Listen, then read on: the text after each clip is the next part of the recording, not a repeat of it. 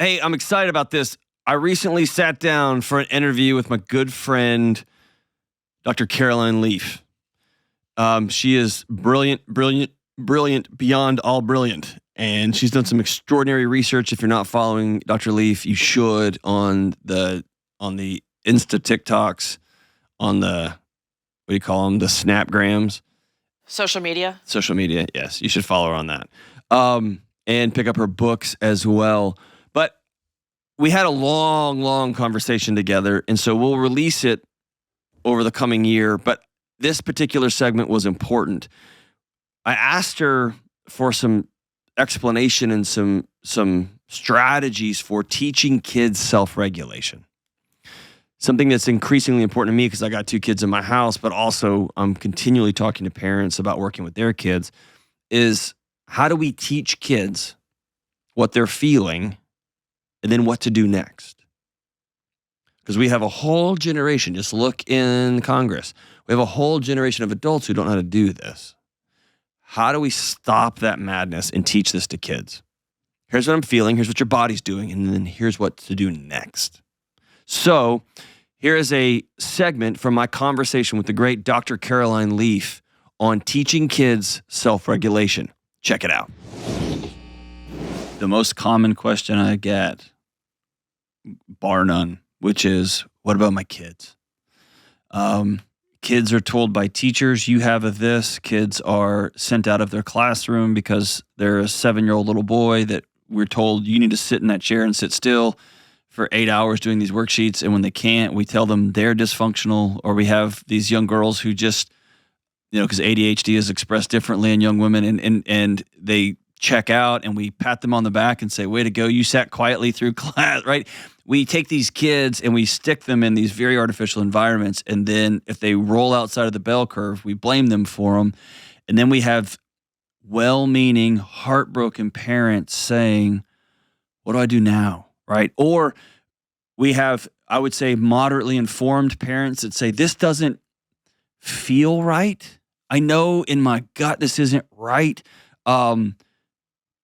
But I don't know what to do. And so I've begun saying, hey, you got to take some of this education into your own hands. And then I pick up your book, and it's got sections. I'd love to talk about teaching kids self-regulation.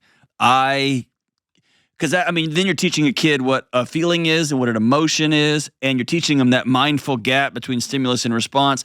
If we could teach kids that, you're talking like a global life, a world that is a different world, right? Oh, totally. It doesn't have politicians popping off at them. You know how it gets. We can get sideways on that. Yeah. But let's talk about how a single mom with 2 kids, how a truck driver who just wants to be a more present father, how do they teach their kids self-regulation? Well, I love how you framed that question and that whole background that you gave there. Because one of the main reasons I wrote this book was because we need to be able to help parents to be able to do this. The single most important way of helping our children do this, or helping a parent to help our children, is for a parent to know how to regulate themselves. So it begins with, if we have to start addressing the mental health crisis in both adults and children, but let's talk about children first, is we have to be able to help a parent help themselves, because the stress of the parent will go through to the child. Oh, say that again. Say that again, because we're going to preach for a second. Say that one more time. The anxiety or stress that a parent feels is picked up directly by the child. It goes straight to the child. So priority number 1 and biggest mental health support is to educate parents in helping them to say messy parenting is so normal. You don't have to curate your life like we see on the influencer sort of world that we live in now. We have to recognize that we've got our own baggage. We've been parented by parents that have their baggage. We have the right to honor our own trauma from our own parenting that may have been good and bad. Everyone comes through. Every parent, no matter how well-intentional, you're going to mess your kids up in some way. You've been messed up in some way. That is just the reality. And for some, it's obviously way worse than others, in extreme situations. But we need to, there's certain things that we've got to deal with that we haven't, and it comes through to our kids. So that's a reality, and we're going to make those mistakes. So if we can accept that up front and give ourselves compassion and kindness and realize, all right, I have to honor my story. I'm not that I'm just honoring my parents because they're someone else's daughter and son. So therefore, it's they're someone else's daughter or son, whatever.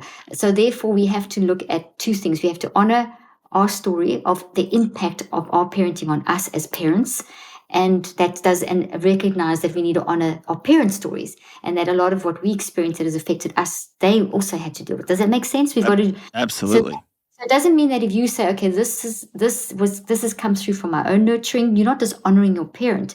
You are honoring them because they also went through their stuff, but you also have the right to work on your stuff. So that's very important, because parent guilt is a massive, massive issue. And this thing that we've got to be perfect parents is absolute nonsense, because parenting is not going to be perfect all the time, as we all know. Okay. So that means that I need to be able to know how to deal with my own stuff. So when I'm reactive to my kids, for example, as a truck driver, that example you gave was just wanting to be a good parent and help their child, or mom, dad, family, big family, life, things happening.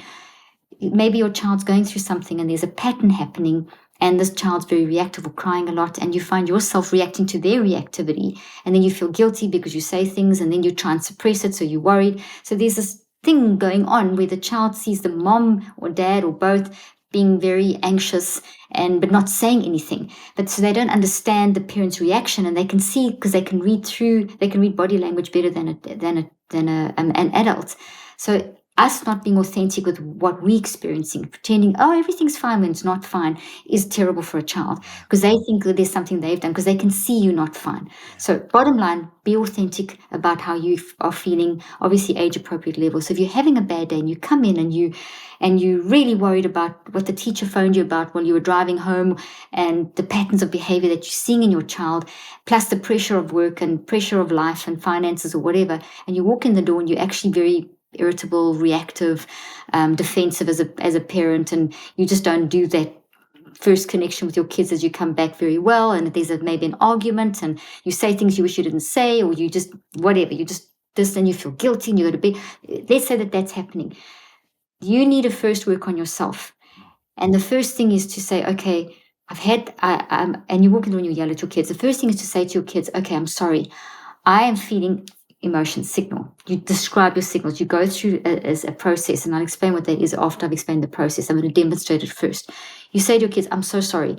I am so frustrated today. I'm so worried and I'm so frustrated. I'm so frustrated because I just can't seem to fix this issue that's going on with you. I'm trying to help you, but I don't know how to do it. And I'm really worried about you. And I'm also very tired because work's been very demanding the last few days. So so I'd say how I'm feeling. Then I say, it made me, I kind of in that sentence, let's analyze. I talked about emotions. I talked about the fact that I'm snappy, whatever, because I snapped at the kids or whatever. I'm giving this example, behaviors. My body was very tense. So when I spoke to you, I did this, and I was scary, and my face was scary. That's my body reacting to how I'm feeling, and what I said. And my outlook, my perspective, how I'm seeing the situation, how I'm looking at life today, is that I'm really don't know what to do.